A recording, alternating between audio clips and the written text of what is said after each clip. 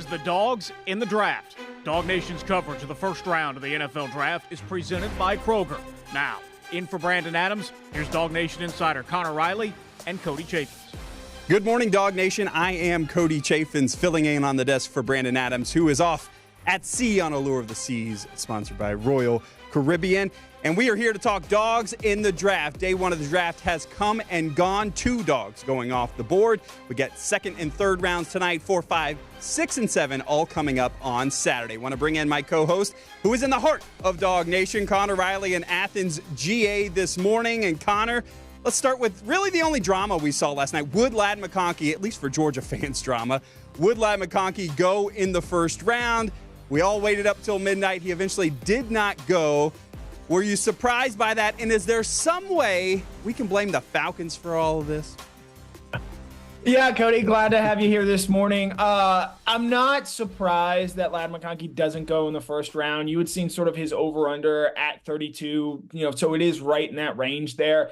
There were a couple wide receivers that go late in round one. Xavier Worthy at pick 28 to the Kansas City Chiefs. Carolina Panthers trading up to grab Xavier Leggett out of South Carolina. I believe Ladd McConkey is a better player than both of them, but there are some concerns with Ladd, most specifically his health.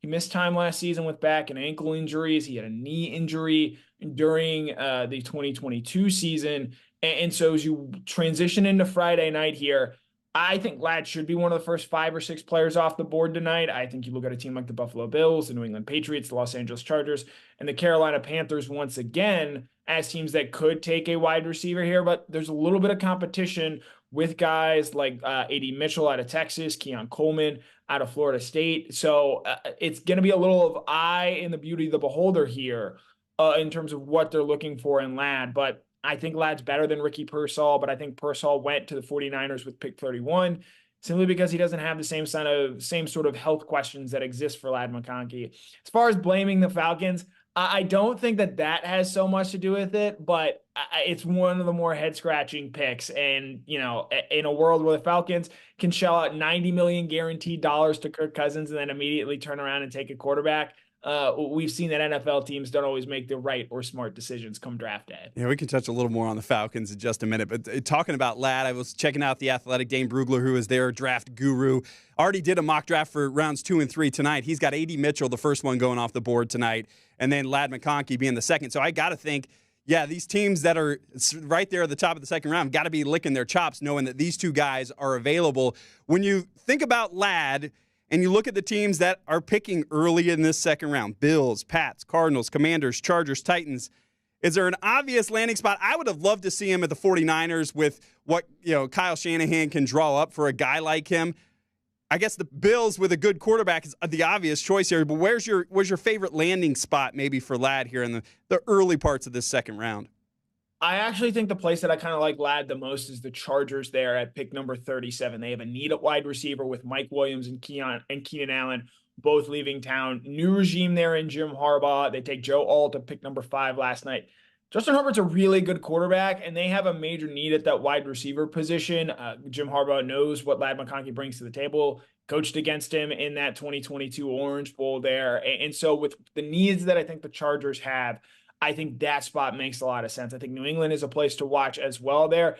Being a Patriots fan, I have no issue with them drafting Ladd McConkey right there at pick number 34. But I think the thing that New England wants, they want a true more outside wide receiver. And so I think A.D. Mitchell or Keon Coleman make a little bit more sense there. Ladd's going to be a guy that plays a lot on the outside. He is not just your generic white slot receiver. He's a guy that can do a lot of different things for you. And so I think a team like the Chargers, new offense, new brain trust there in Los Angeles, I think that's the place where, to me, Ladd makes the most sense.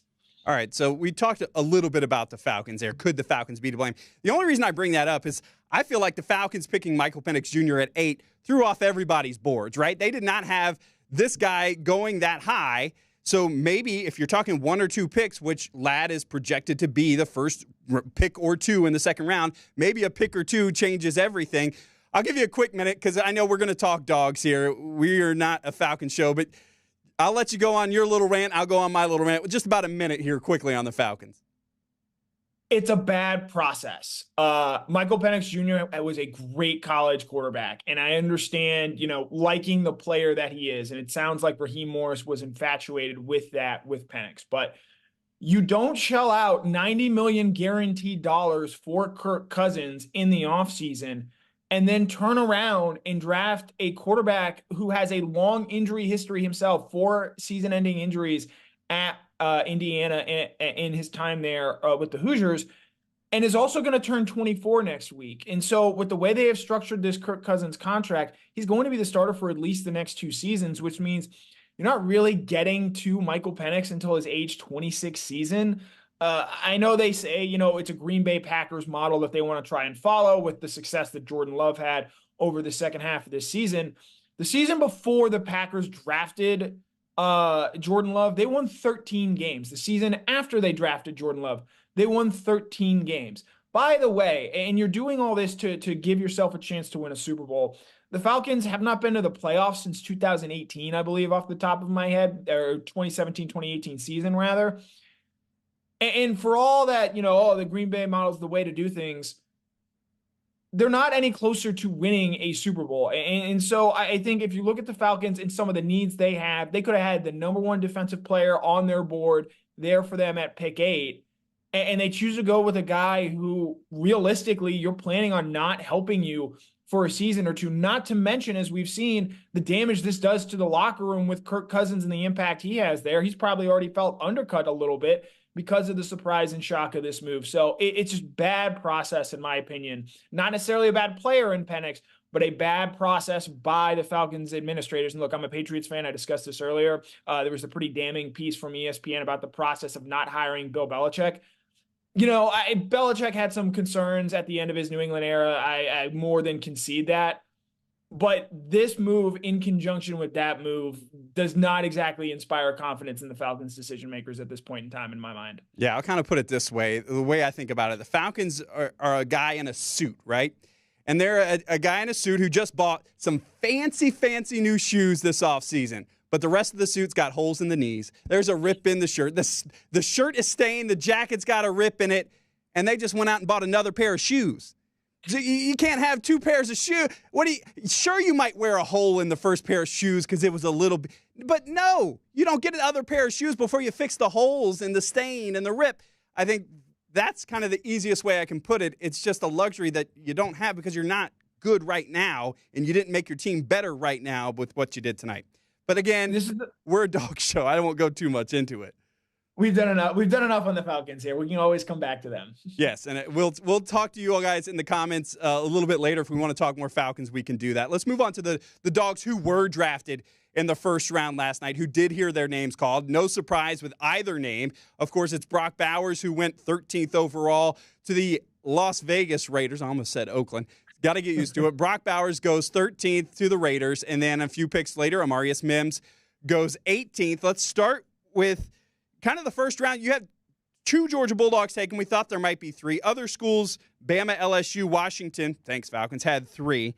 How do you kind of compare where Georgia is? Is this a downslide? Because we think about what happened in 22 and 23. Is this a downside for the Dogs only getting 2 in the first round? Not exactly here. I think when you have the kind of talent drain that Georgia's had in seasons, again, 25 players taken in the last 2 drafts, you're going to have a slight step back in that regard. And again, the fact that, we just spoke so long about Ladd McConkey being a possible first-round pick, I think Kamari, Lassiter, and Javon Bullard are guys that are going to come off in the second round. Maybe shows that this 2023 team, that, again, one of the best teams, some very well think that it was the best team in the country, may not have exactly been as talented as certainly some of those past Georgia teams. But, again, 2 players on the offensive side of the ball for a program that has been known for its defense, I think gives Georgia further ammo. 6 straight drafts with a tight end taken, longest current streak in the country there. Amarius Mims becomes the 5th first-round offensive tackle to be drafted from Georgia since Kirby Smart became the head coach. Oh, and one other more Kirby Smart nugget here. He's been the head coach at Georgia now for 8 seasons. He has produced 17 first-round draft picks. In those same 8 years, he has lost only 16 games. It is an elite program. And while, yes, this year it is a little bit behind Washington, Alabama, LSU. I expect Georgia to get up to that 8-9 range, be in the top 5 in terms of draft picks produced in this draft. And once again, show that Georgia is an elite program when it comes to turning high-level high school prospects into top NFL draft picks. Yeah, let's take a look at the last 3 drafts for the Georgia Bulldogs going in the first round. And as we talked about, it was 2022, the 5 players. I don't think you're going to match. It's going to be hard-pressed to match that. The number 1 overall in Trayvon Walker, Jordan Davis, Quay Walker, Devontae Wyatt, Lewis Seen got there right at the end of the first round. 3 players last year was Jalen Carter. Of course, Broderick Jones, another one of those offensive tackles, back-to-back years with those offensive tackles being taken in the first round. And then Nolan Smith kind of tacked on at the end. So that's really what they were just missing in 2024 was that last guy kind of tacked on at the end of the first round, which would have been Ladd McConkey. And, whether or not you believe it's the Falcons, we're going to blame the Falcons for that. So Brock Bowers goes to the Raiders. As you said, another Georgia tight end gets taken. Not really a surprise he's taken in the first round. He said he was kind of shocked to be going to Las Vegas. How do you – and I kind of put my ear outside yesterday, and I heard the champagne popping at your house all the way in Athens when he was not taken by the New York Jets. So how excited are you about that, and how do you like the fit with Las Vegas? I am elated that Brock Bowers is not a New York Jet. Was my biggest fear, my biggest worry yesterday. Again, mentioned I'm a Patriots fan. Draft could not have gone better in my perspective. We get Drake May at pick number 3. Was thrilled to get him there. And then Brock Bowers not having his career ruined by the New York Jets. I am elated there. As far as his fit with the Raiders, there are a lot of people that are critical of this pick, but it's tough because the quarterback situation there in Las Vegas is what it is. Gardner Minshew and Aiden O'Connell. I'm not going to sit here and tell you that's a great scenario, but we just saw 6 quarterbacks go in the first 12 picks of this draft. Bo Nix, who a fine college quarterback, but I guarantee you he could walk in playing for any team next year, that's on Georgia's schedule. And Georgia fans would not be afraid of him in the slightest. I believe 0-4 in his career against Georgia. He went with the 12th pick in the draft. So this idea that you're going to reach and take another quarterback, it just doesn't make a whole lot of sense there at 13, especially when there isn't a player in my mind worthy of that pick. Could they have gone defense? Sure. But I think you look at what Brock Bowers did in college and where he excelled the most. It was in those 2 tight end sets pairing with Darnell Washington. The Raiders last year took Michael Mayer, a similar big-bodied blocking style tight end, who Mayer gives, I think, a little bit more flexibility in terms of a pass catcher than Darnell does. But I think when you're able to pair the 2 of them together, you can still use Bowers as that offensive weapon. I love this fit for him. It's going to be a tough year in Las Vegas. I think they know they need to go out and get their quarterback. But with all the pieces that they have around him, Devontae Adams there as well, Zamir White as their running back, a guy I know they like a lot, a promising offensive line. Obviously, they have to fix some of the issues on their defense there. But this is a team where I think next year, maybe that's when you go out and get the quarterback and you can drop them into a system like, say, the Bears did with Caleb Williams or the Vikings did with J.J. McCarthy, and you have a ton of picks and players surrounding him. It's the 3rd straight draft in which the Raiders have taken a Georgia player. They took Zamir White in the 2022 draft, Chris Smith in last year's draft, Brock Bowers in this year's draft. And look, we're a long ways from the 2025 NFL draft, but I think the Raiders are a team that could absolutely take Carson Beck in next year's draft, either by trading up to go and get him or simply just not being good enough and thus having a high draft pick. But I really love Bowers going to the Raiders here, in part because he's not a New York Jet, but also because of, I think, what it frees him up to do. And eventually, I do think the Raiders will upgrade that quarterback position. If they get Carson Beck, the Philly Dogs jerseys will have to go out, and the Vegas Dogs jerseys would have to come in. When you talk about Brock Bowers going to Las Vegas, is there a guy whoever would be less distracted by playing in the big lights of Las Vegas than Brock Bowers? I think back to Kirby Smart telling the stories of Brock sending him the videos of him running in his backyard in Napa during the pandemic when he didn't get to play his senior year of football. I could just see Brock out there in, Zion National Park, out running these canyons, doing that. Yep. Couldn't care less that he is in the city that never sleeps. Yeah, Brock, again, someone who you're not going to have to worry about some of the off-field distractions and concerns that come with being in Vegas. It gets him closer to home. He's a Napa native, as you mentioned there, Cody. And so, again, it's not something you're going to worry about. I don't know if we have this, but there's a picture taken of the Bowers household when he was drafted last night, and the dad had a look on his face like, oh, I'm going to have to go to Vegas again. And Zach Harper tweeted, this is the look of a man who's not allowed in Vegas and hasn't told his family why that's the case. So fun little moment there last night. But yeah, again, I think, from Brock, everything we know about him, the Vegas lifestyle is not going to distract him or worry him one bit. Yeah, you did a great job kind of aggregating all of the social media tweets. If you're on DawgNation.com or you're on the YouTube channel, go over to DawgNation.com right now. Find Connor's article. You can kind of go through some of the social media reaction, which is all just so interesting, especially, does Brock's dad have some history in Vegas he is not telling anybody about? His family, we've come to love over the last few years, getting to know them. It was funny listening to the Raiders because both the Raiders GM and I listened a little bit to the Bengals GM. We'll talk about Amarius Mims in just a minute. Both mentioned Georgia and the way they practice and the program, and they know exactly what they're getting. And he said, we knew freshmen weren't going to come out in the NFL draft, but we've been watching Brock Bowers since he was a freshman. He's been on everybody's radar. So even though Brock maybe was a little bit shocked because he hadn't heard so much from the Raiders and he didn't know, he's on everybody's radar. He wasn't going to surprise everybody. Kind of knows what they're getting in Brock Bowers. Right. Kirby Smart has said this during the draft process. Teams don't need to ask him about Brock Bowers. Just turn on the tape and it's there. This is a guy that dominated from the moment he stepped on field at UGA. One of my favorite Brock stats, his first catch as a Georgia Bulldog in Sanford Stadium was a touchdown. His last catch as a Bulldog in Sanford Stadium was for a touchdown. This guy produced all 3 years in his time at college. It's a controversial opinion, sure. I think he's the best player to ever put on a Georgia uniform. The way that he has impacted this program, winning 2 national championships, being the leading receiver in all 3 of his years from a primary tight end position.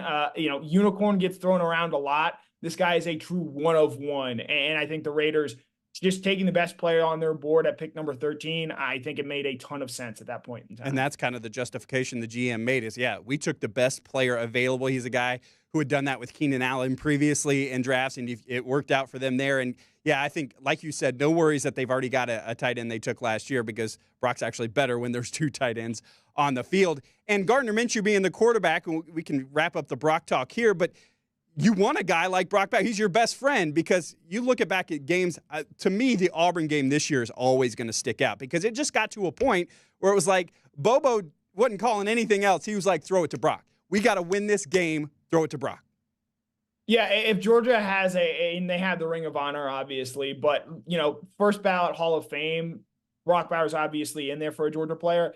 The first clips are the ones you see from that Auburn game. Just the way he dominated. It's the game that sort of leaps to mind in terms of what he was able to do, and it shows everything. Again, and you think of the impact that he had on that day on the road, Carson Beck's first career road start.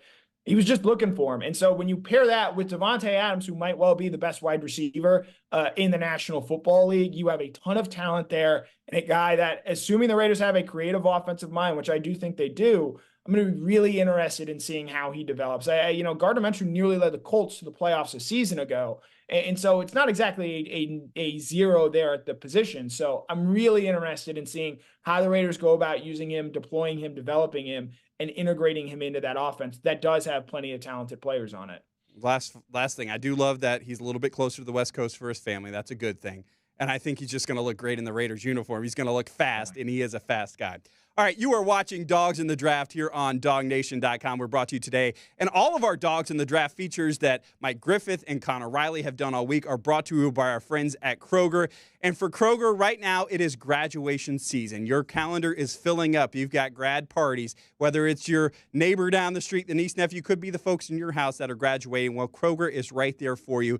If you're looking to plan the party yourself, get a party platter at Kroger. You also have the cards, the decorations, all of that stuff can be had for you.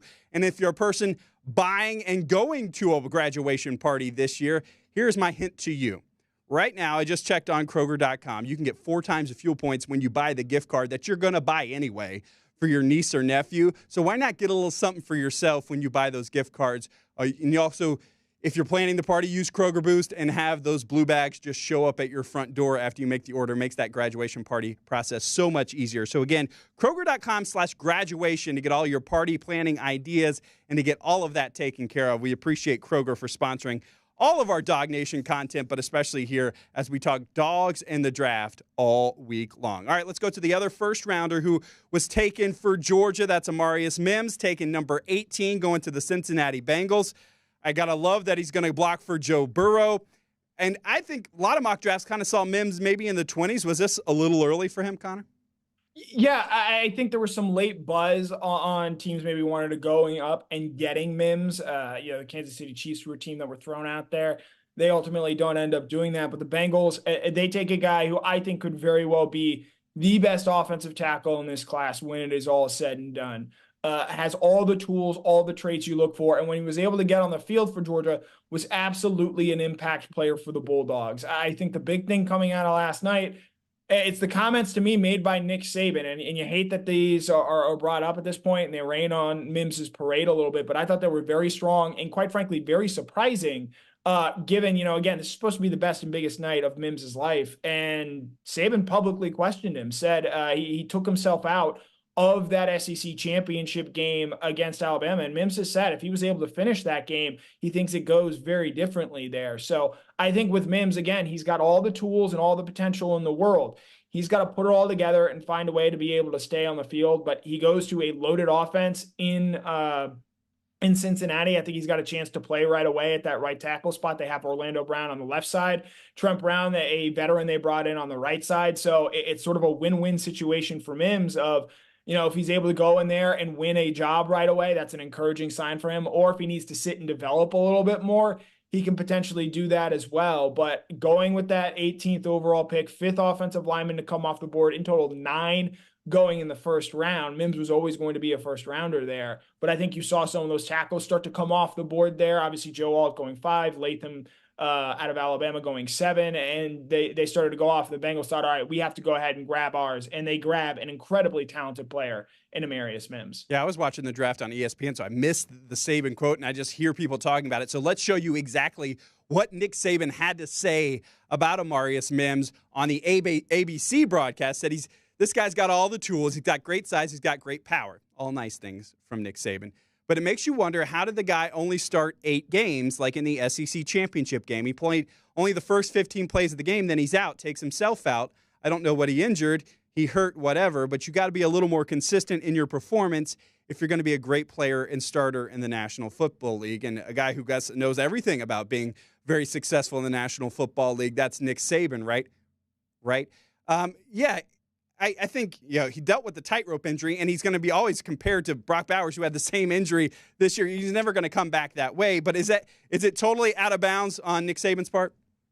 I don't love the timing of it. I think that this is supposed to be a celebration of these guys, but the comments to me are very, very interesting. Look, Nick Saban and Kirby Smart are friends. These guys talk. They know each other. Nick Saban recruited Amarius Mims in that 2021 signing class, so he does know a little bit about Mims there. He made some further comments about Mims being a small high school football player, not obviously in terms of size, but playing for a small high school, Bleckley County, down there in Cochran, Georgia. So it's very interesting to me. I would not be surprised in the slightest if Kirby Smart hadn't chatted with Nick Saban and whatnot there. We never got an official injury update from Mims in terms of what it was that he injured there. It sounded like a little bit of a knee. And look, this is reading way too into it. But look at the tweet that Kirby Smart sent after Brock Bowers was drafted compared to when Amarius Mims was drafted. I thought he was much more effusive in praise of Bowers, whereas I think his tweet for Mims was perhaps a little bit more generic.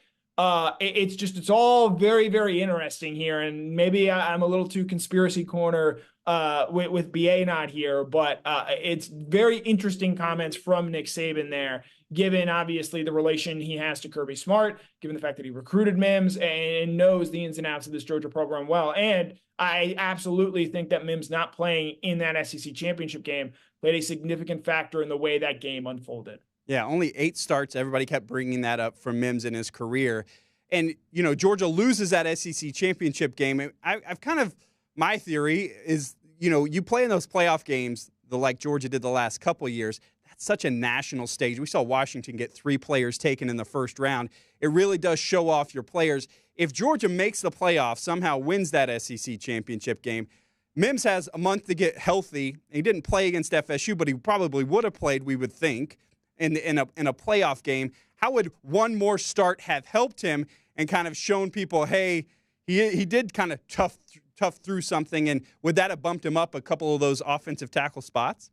I do believe that would have been the case there. There's not a big difference between 10 starts and 8 starts, but it's the quality of competition, especially when, so much of the reason Mims goes in the first round despite only having 8 starts, his first career start against Ohio State, he was flawless. And so having, and this is what a point that Kirby Smart made at Georgia's Pro Day.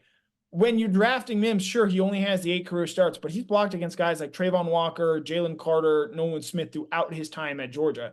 And so for Mims in particular, I think having an extra playoff game on his resume, having another big time opportunity there, I think would have helped him a little bit. Again, I don't think he goes above Joe Alt. I don't think he goes above J.C. Latham, but could he have been a New York Jet with the number 11 pick? Could he have gone on to the New Orleans Saints at number 14? I think that's a very real possibility. And while, that might not seem all that granularly different for a Georgia fan, it's a good amount of money going from 18 to 14 or 18 to 11 there. So I do think that would have had, for Mims in particular, some impact on his draft stock. And like I said, I listened to the Bengals GM talk. They couldn't be happier. They think the 8 starts is the only reason they were able to get him. And they do like the fact that Trent Brown is a veteran. Orlando Brown, who remember from the Rose Bowl game when he played for Oklahoma, he is also there. So they don't feel like he's rushing in, kind of the way Mims didn't have to rush in at Georgia and get out there immediately and was able to learn from some of the veterans. I will say this, one more thing on Nick Saban. Quinyon Mitchell, the Toledo cornerback, he had some comments about that saying, we were trying to get this guy in the portal last year, but we just couldn't. Can you believe he said that? I mean, he's kind of admitting that they were tampering with a Toledo cornerback trying to get him into the portal last year. I think Nick is all the way in on being a television commentator. I think he's really good at it. I think the fact that he said some very interesting things yesterday further means he understands the medium. Terrion Arnold went in the first round last night. Kool-Aid McKinstry, were not for a foot injury, I think potentially would have gone as well, as expected to be one of the first players off the board tonight. I don't know how much more help Alabama needed at that cornerback position, and sort of why they went out and got another potential cornerback there in Quinyon Mitchell. He was the first player taken at the position there with the Eagles at pick number 22. I think this is Saban having a very good understanding of the job he is now doing for ESPN. He knows how to make headlines, get his name out there. Talked about it with Amarius Mims, talked about it with Quinyon Mitchell. I think that this is Saban being a very smart ESPN commentator and knowing exactly how to make headlines here. Even if, again, I don't know how much Alabama truly needed a cornerback in the transfer portal last season. Does this make you more excited to watch him on College Game Day? I'm going to have to sit out College Game Day with what Kirk Herbstreit did, Pat McAfee making his feelings known very well on game day, and now Saban. Look, I'm not quite conspiracy of this as Georgia fans might be, but ain't exactly a whole lot of love for Georgia on that College Game Day set at this point in time in my mind. Yeah, they may not want to try and set up back in Athens. They'll have to pick the Texas game to do this next year. All right. We talked about the guys who went in the first round. Second round, we talked about Ladd McConkey will go off the board fairly early in the second round tonight. Other second rounders, we mentioned the Athletics kind of mock draft that they've done. Late second round, they do project that Javon Bullard and Kamari Lassiter will go. How do you feel about those guys? It seems about right, the kind of the spot we've always circled for both of those guys going late second round. Yeah, I think, obviously you have Ladd going at the first part of the first round. It seems like Javon Bullard is someone who's really rising up draft boards at this point in time. I think he could very well be the first safety taken in this class. No safeties, linebackers, or running backs taken in the first round of the draft last night. And with Bullard, I think you look at a team like the Green Bay Packers. I think you look at a team like the Philadelphia Eagles there at the end of the second round that just have a need at safety. And with Bullard, this is a guy that did it all for Georgia. Can play in that nickel spot, as you saw in the 2022 season, or can play a little bit more in the center field. He's a better athlete than I think his recruiting ranking had suggested. And at the end of the day, this guy is a winner and made big-time plays in big-time games. Was the MVP of both college football playoff games in the 2022 run. And so I think he is a guy who throughout this process has really helped himself. And this is a guy who, when Georgia took him as a recruit in the 2021 recruiting cycle out of Baldwin High School down there in Milledgeville, people were like, why is this guy a take? He absolutely showed that in his time at Georgia and is going to be, I think, a second-round pick at the end of the day. with Kamari, it's really, really interesting with him. He did not run a good 40 at Georgia's Pro Day. I think he would be the first to tell you that he maybe made a mistake in doing so there.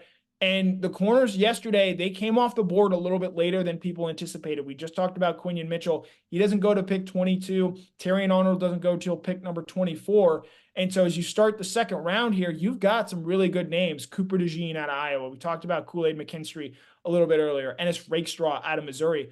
Those guys sliding a little bit, I do think is going to push Kamari Lassiter down just a little bit here. I still think Kamari's an incredible player. Kirby Smart spoke as highly of him as he did any player throughout this draft process. And this is a guy that started 2 straight years for Georgia, was an all SEC level player. Yes, there are concerns about his ball skills and his ultimate top end speed.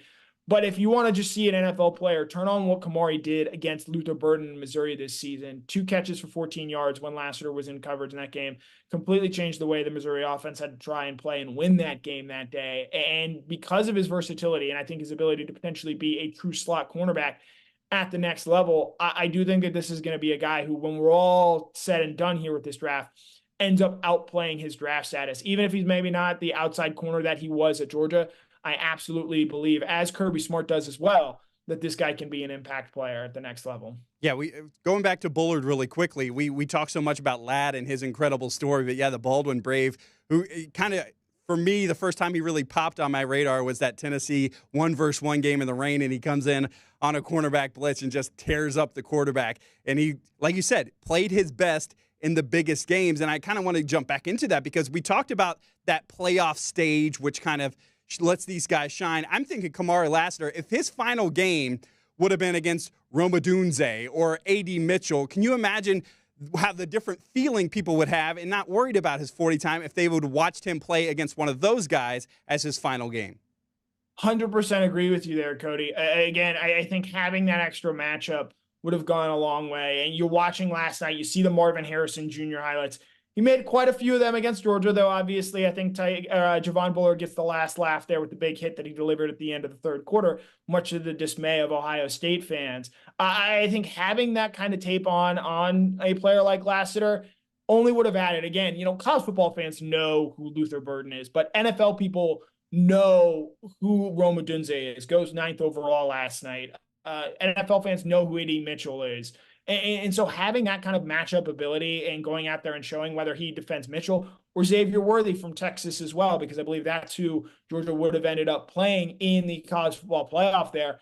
I think it just gives more opportunity. And so in those high competitive stakes games, again, a guy like a Brock Bowers, I don't necessarily know that it does all that much for him. A guy like Javon Bullard and Ladd McConkey, I don't know how much it does. But at those premium positions, offensive tackle, quarterback, wide receiver, cornerback, those players that get paid a ton of money, having a standout showing in those games, I think can absolutely help him drive up his stock. And while I don't know that he would have been a first-round pick, given the way that we saw the NFL view Quinion Mitchell and Terrion Arnold, I do think that it would have pushed him up maybe ahead of a guy like a Cooper DeJean or a Kool-Aid McKinstry, who have concerns of their own, but maybe far less so than Kamari Lassiter. Yeah, you talked about kind of the offensive, run that happened. First 14 picks are all offensive picks. That ripple effect, how much later will we fill that down the draft? And we haven't talked about Tykee Smith yet, who was maybe a third rounder, right? Has that officially kind of bumped him, that ripple effect with the defensive players all sliding back? Will that bump him a little bit later, maybe to Saturday? I think so. Again, I think he and Sedrick Van Pran are going to be guys who are up late tonight waiting to see if they get drafted. They very well could at the end of the third round there, but I also think there's the very real possibility as well that they're early day 3 picks in that fourth round there as well. And I think, while Tykee might be someone who's hurt a little bit by the lack of defensive players going in the first round, I think in total, 23 offensive players going in the first round, the most ever, 14 straight offensive players to start the draft, the most ever there as well. I think while, 9 offensive linemen going in the first round maybe helps Sedrick Van Pran, I think the lack of defensive players just sort of pushes everything down. And it means a guy like Tykee Smith, who is absolutely aced the pre-draft process, is going to have to wait just a little bit longer to hear his name called on draft day. Yeah, he did everything he needed to do at the Senior Bowl, going out to the Combine, doing stuff at Pro Day. So, yeah, certainly hoping the best for Tykee. You talked about Sedrick Van Pran, and we'll kind of get to some of these Saturday guys, and he is a player who I would love as a Falcons fan to see play for the Falcons. He kind of grew up in New Orleans, so it'd be a little bit awkward, but hey, we got Terry Fontenot, right? He's from New Orleans as well. But Sedrick Van Pran, a player who could walk in and start on an NFL team and have great leadership in that locker room. Can you imagine him and Kirk Cousins getting along together? And the Falcons have just been poor since Alex Mack at center. They just need somebody strong. And SVP seems like a guy who come in and play day one. Yeah, and I'll be interested in seeing what the Falcons do because I think Sedrick Van Pran makes a lot of sense for them. I think Kamari Lassiter makes a lot of sense for them. To use your suit analogy, look, Georgia's sort of a tailor for NFL teams, and they got a lot of holes that they can patch for the Falcons there. It's been a while since the Falcons have really invested in a top-end Georgia player. I know they took Justin Schaefer and John Fitzpatrick in the 6th round of the 2022 NFL draft. But you will have Georgia fans jumping with joy if Sedrick Van Pran ends up with the Atlanta Falcons. This guy is a leader. He's not the biggest guy in the world, but to start 44 straight games for a 2-time national champion, to be the best offensive lineman in the SEC as he was awarded last season in his time at Georgia there, speaks volumes about who he is. Again, I know it's a wildly unfair comparison to make, but I'm going to make it anyway. The way that Philadelphia views Jason Kelce, it would not surprise me if Sedrick Van Pran enjoys a similar career. I'm not saying Sedrick's going to be a 7-time All-Pro, but as someone who can be the voice of a team, lead a team, be a real institution in a city, Sedrick Van Pran has those makeups. And so I think for him, sure, maybe he waits till day 4. I think Jason Kelce was a 7th round pick as well there. So center is a position, again, it doesn't always go that high. Graham Barton was the only center taken in last night's 1st round out of Duke. But I think Sedrick is a guy that is absolutely going to be a winning player in whichever situation he steps into. Yes, even the Atlanta Falcons after last night's debacle, I think he is going to make them immediately better. Yeah, you talked about the personality, comparing him to Kelce. If you want to see a little more of SVP's personality, and we've all got to know him, whether it's his art prowess that we saw in one of those playoff runs moving up, but if you want to get a little more on him, I urge you to go back and watch Before the Hedges that aired on Wednesday night. Jeff Sintel, I was there with him as we sat with Sedrick Van Pran Granger, spent 30 minutes right there at Sanford Stadium, and you got Sedrick looking back, calling out what he remembers from each spot on the field.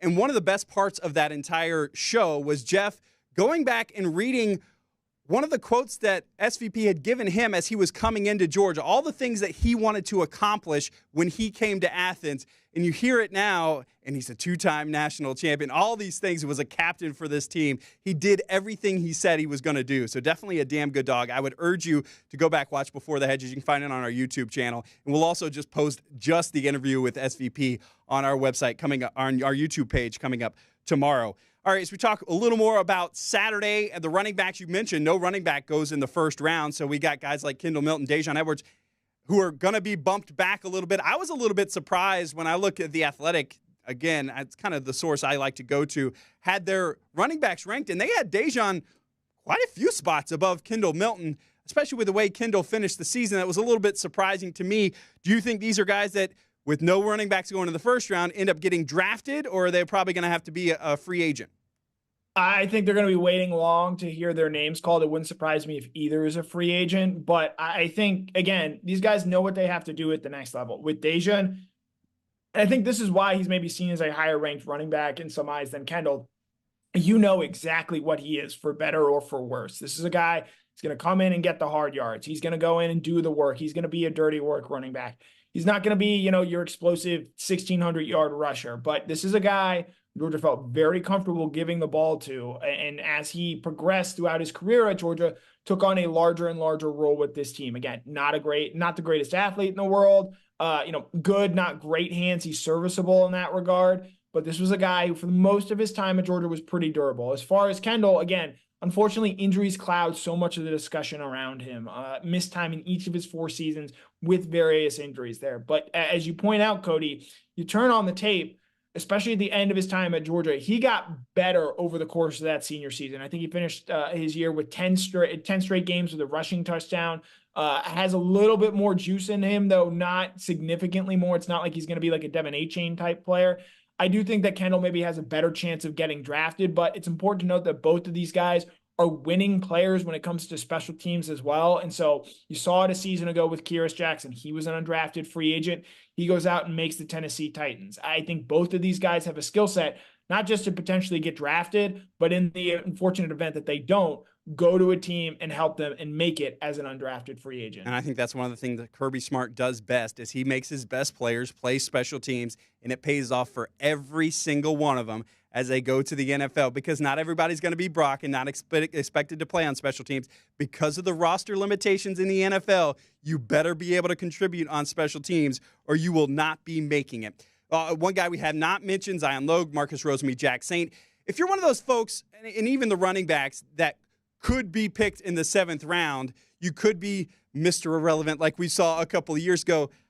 I would almost rather not be picked in the 2nd round and get to pick where I'm going to go sign as a free agent. That seems like a much better route because it's almost like getting recruited out of high school. You get to say, okay, this is a place where I can go and contribute. This is a place where they've got 7 running backs and they know they're going to cut half of them by the end of training camp. So to me, you're almost better off. And I know there's an ego and a pride thing about being drafted, even if it is in the 7th round, but you're almost better off for your career if you just don't get drafted. It is a short-term versus a long-term thing. I think short-term, it probably is better for some of these guys to go undrafted. You have a little bit more say. You get to negotiate a little bit more in terms of what you get immediately up front. But if you're drafted, you do have marginally, but a little bit more security. And it can never be taken away from you that you heard your name called in the NFL draft. I think that is something that these guys work so incredibly hard for. And so for people like you and people like me, whose football dreams died a long, long time ago, these guys have put in a ton of work. And to have it validated in some way by hearing their name called on draft day, I actually do think that if I'm in the mindset of a player, while again, it might be more hurtful in the immediate, to have that ability to say that I was drafted, putting in all those work in high school, in college, and the pre-draft process, I think that's something that I would carry with me forever. And so because of that, I would actually kind of lean to wanting to be drafted, even if it put me in a more disadvantageous situation to potentially make a team. I think that's fair, and I totally understand that. We've got a few minutes left here. As we kind of start to wrap up, I do want to look ahead just a little bit to the 2025 draft and who might be coming out. We've talked so much about Carson Beck. We expect him to be number 1 pick in next year's draft, and there'll be so much talk, and everybody's talking Georgia. I do think with the playoff changing the way it is, and it's almost, it's going to be very hard to miss the playoff if you're a team like Georgia. That's going to help some of these guys. But, you think Malachi Starks, Michael Williams, who are some of these guys who are going to be being talked about for day 1, day 2 next year off this team? Yeah, if we're setting a way too early over-under for first-round draft picks next year for Georgia, in my opinion, it's 3.5. I think Malachi Starks is going to be a first-round pick. I think Michael Williams is going to work himself into being a first-round pick. Looked stellar at Georgia's G-Day game. I think this is a guy who's going to show what he can do as a pass rusher this season. He's already got decent production, led Georgia in sacks on that 2022 national championship team. And if he's able to get 6 or 7 this coming season, he's going to have some of the prerequisites there to be, I think, a real impact player, along with the fact that this guy's just going to test off the charts, as is Malachi Starks. I know there were no safeties taken the first round this year. He will absolutely be a first-round safety next year. He is that great of a player. As far as some of the other guys, you look at a guy like Small Monday, and I think his injury history may prevent him from going in the first round, along with the fact that he's an inside linebacker, but I think he'd be a guy that comes off the board in day 2. Ernest Green is a guy I'm really interested in. This guy who started every game for Georgia last season, is expected to be the rock at left tackle this year. Has a little bit of a tweener body type, could very well be a guard at the next level, like you see with Troy Fautanu out of the Pittsburgh Steelers coming out of Washington. But I think he's a guy with a strong season, could well potentially develop into another first-round offensive tackle for Georgia there. Tate Ratledge is someone who I think could push himself up into that day 2 territory there. Though if he were already there, I think there's a very good chance he would have come out this past season. And we talk a little bit about so much about the transfer wide receivers coming out of spring practice. what does Dominic Lovett look like this time of year from now after he potentially emerges as a lead wide receiver? What does Colby Young do there with Georgia? And then, maybe a guy like a Dylan Bell has a really big year and that versatility that he shows. So they're going to have a number of players again at the top of next year's draft. But right now, I think you feel very good about them having 3 first-round picks in quarterback Carson Beck, safety Malachi Starks, and defensive end / outside linebacker / edge / do-it-all guy Michael Williams. And we'll say the hook. I would love to see Colby Williams. He's a guy who's just going to, like you talked about with Michael, he's going to measure right? So it's about the production. And you got to believe with what we saw, what can happen with Georgia, the production could be there, scoring touchdowns and doing so many things. All right. Yesterday, you saw Connor on your screen all day long. Did not stop. He was on before DawgNation Daily, on after DawgNation Daily. He was on DawgNation at large. A lot of this having to do with the transfer portal. Of course, the Christen Miller saga. He was going to go, and then he decided not to go. And then Jaden Rashada, of course, comes here. So for folks who missed all of yesterday, first off, Christen Miller was purely about just kind of basically like pro players do, testing the free agent market just to bump his numbers up a little bit. Is that kind of what you gathered there? You have no idea the physical toll that 3 transfer portal stories has on a player. I think Christen Miller, again, this is just sort of the world we now live in. He's not the first player to do it. Daniel Harris, cornerback, Julian Humphrey, cornerback, both did this in the December window where they announced they're going to enter the portal and then ultimately elect to end up sticking around at Georgia. It is just the way of the world. It's probably going to happen a good bit moving forward at a place like Georgia where you do have such a loaded roster. Christen Miller is not going to be a starter for Georgia this season, and put that in air quotes. He's going to play a big role, but they bring back Warren Brinson there. And so you can understand him being like, hey, I'm going to go get a bag at a place like USC, Florida State. There are just always going to be programs that are willing to spend a lot more money than Georgia.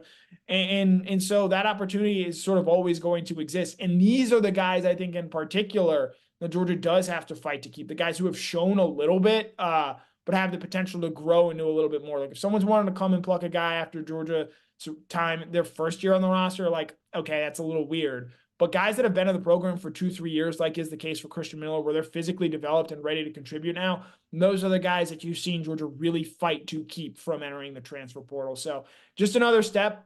If you don't like it, I'm sorry. I don't love it either. This is just sort of the world that we live in now. And I actually think this is going to be something that, until there's meaningful change on the NIL and transfer portal fronts, is just going to be something that's way more common. Yeah, and if you ever thought that it wasn't happening, guys aren't contacting him to come. Nick Saban said it last night. Yes, they are contacting him, asking them to get into the portal. So that clearly seems like what happened there. Jaden Rashada, of course, coming to Georgia. He's going to get here this fall, and we'll see what kind of impact he has as a backup. The question is, Gunnar Stockton has said all the right things, right? He said, I'm staying here. I'm not afraid of competition. Is there a breaking point for him, though? Is there a tipping point for Gunnar where he might say, I got to go somewhere else? I know he has such a deep connection with Mike Bobo, going back to when he was committed to South Carolina. But could this be, the straw that breaks the camel's back there? For most players, I would say yes. I would think it's more than fair to think that they might have a wandering eye after you bring in a player with 4 years of eligibility left who also has starting experience in his time at Arizona State. But I truly believe this.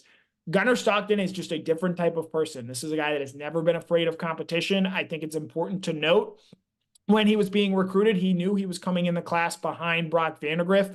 And so that had always sort of loomed over him, and he just didn't care. And I think Kirby Smart has stocked this quarterback room with guys who feel the same type of way. Again, Carson Beck, signs with Georgia in the 2020 class. They turn around, they bring in Jamie Newman, and they bring in JT Daniels out of the transfer portal in that first cycle. He elects to stay and remain at Georgia, and that very much pays off for him. Ryan Puglisi last year commits to Georgia in October of his junior season, sees them go out and land Dalen Raiola, does the whole Wolf of Wall Street, I'm not leaving bit.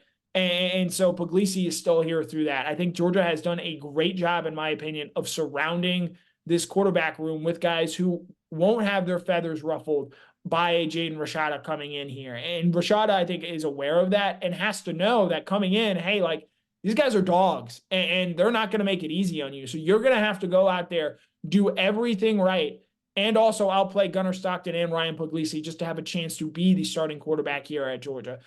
It is, in my opinion, a low-risk move because if it comes in and he doesn't win the starting job, he can transfer out elsewhere. And I do think that the presence of him is only going to further elevate the games of Gunnar Stockton and Ryan Puglisi. I would be remiss to be sitting next to Eddie and not ask you this. Is there a way in Jacksonville this year, maybe it's garbage time, Jaden Rashada needs to be in the football game just to make a little point? Just, I don't know how he scores his touchdown, if it's rushing or passing, just to say, hey, Florida, hey, we see you. I could absolutely see Kirby Smart twisting the knife in that Florida game. You know, in the past, he has had no issues doing that. He is good friends with Billy Napier, and I think that might be the one thing that prevents him from maybe going out and trying to embarrass Napier in that regard. But let's say Florida moves on from Billy Napier at that point in the year and has already made a decision that they're going to go out there and look for a new coach and they have an interim out there.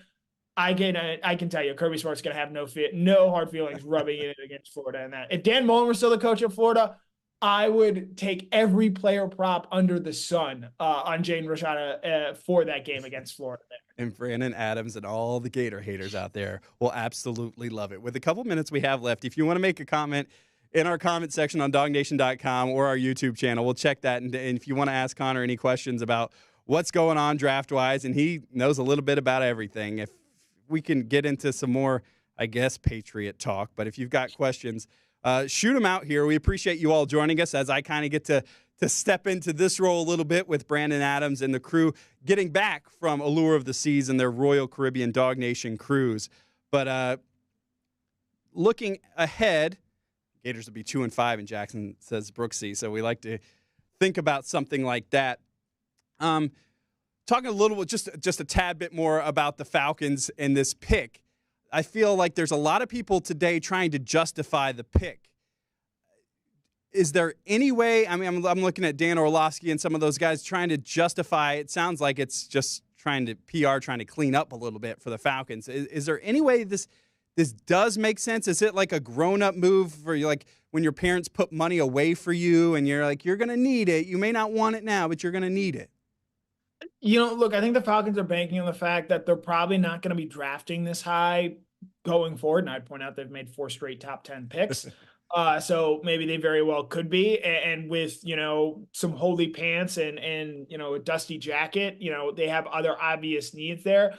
I think the thing from me in particular, and look, I value J.J. McCarthy over Michael Penix in terms of NFL, you know, futures and whatnot. This is a thing, too, where I think the age and the development is such a big thing. I think Michael Penix is a guy that's ready to come in and play football right away. This guy that led the NCAA in passing in each of the last 2 seasons. And so this isn't a guy that I think needed to come in and sit and develop, whereas, you know, J.J. McCarthy is a guy who maybe could have benefited from some time sitting, waiting, learning there. And so the fact that you take a guy who in theory is ready to play for you right away while having just shelled out a lot of money for Kirk Cousins, again, it's just a strange process. If you loved Michael Penix so much during this process, and I know that they do free agency before the NFL draft, and that does change some of this, but if you love Michael Penix so much, why go out and sign Kirk Cousins, and why not use some of the money that you're going to be spending there and use that elsewhere? Because what this does, and again, you look at what the Texans have done, I think you look at what the 49ers have done with Brock Purdy. The best way to compete in the NFL is when you have a quarterback that is very good on a rookie contract. And Penix, in theory, could have been that. But when you're paying Kirk Cousins $45 million, you don't have the benefit of having all that extra cap space so you can surround that young rookie quarterback with other great players. The last time the Falcons had a player with double-digit sacks was 2016. And so having, you know, so many issues and so many concerns with this team, again, I think that this is a move that just doesn't make a lot of sense. The Falcons have a long way to go, in my opinion, to being, you know, long-term contenders. And this is the type of move that a team like that would make. And I just think the Falcons had a lot more immediate needs that they needed to go out there and try and fill. Yeah, it seems like a double talk to say, hey, you know, quarterback's the most, and I get it. You had Desmond Ridder the last couple of years. Quarterback's the most important position, except it wasn't the last 2 years when you had chances in the offseason to bring in somebody better than Desmond Ridder, and you push all your chips in on that. But yeah, when you get Michael Penix, who's going to sit, and it's only, you know, you not only alienated Kirk Cousins last night by calling him when you're on the clock to tell him, oh, yeah, by the way, we are in love with somebody else. But you're also, Michael Penix didn't look that thrilled to be coming to Atlanta. He wants to go somewhere and play. So, you've got two angry men there that you're going to have to deal with, and you just kick the can down the road. And I'm not totally sure Terry Fontenot's going to be there when it is Michael Penix's time to play because, yeah, there's just so many things, and it kept me up all night. And maybe they'll do something to totally redeem themselves. And I just kept expecting last night that there was going to be some kind of, we were picking for somebody else. They wanted us to pick him, and now we're going to make some big trade. But that never happened, like an NBA thing where you just pick him, and then we'll trade for him later. But it just never happened. We appreciate you guys all kind of chiming in on the comments. I think we are going to go ahead and wrap things up. Brandon Adams and the crew will be back on Monday. And boy, oh boy, like we talked about, Connor, if he didn't already feel some type of way about ESPN after what happened with Kirk Herbstreit and Dylan Raiola, this Nick Saban thing is not going to help things at all. So you can expect him to be fired up and refreshed as he comes back from Allure of the Seas and his Royal Caribbean cruise. Connor Riley's done a great job covering the draft all week. We really want to shout you out because you've done a super job. If you want to know more specifically about one of the Georgia prospects in this year's draft, where they think they might go, you can check out our YouTube page. He and Mike Griffith have broken down every dog in the draft. We thank Kroger for sponsoring our Dogs in the Draft coverage, and Connor will have complete coverage tonight as the second and third rounds go on, and on Saturday as we expect more dogs to be taken. They take their next step and their future NFL careers. I really appreciate Brandon sharing the chair with me this morning. I hope you've enjoyed our Dogs in the Draft talk. And he will be back right here in this chair on Monday for Dog Nation Daily.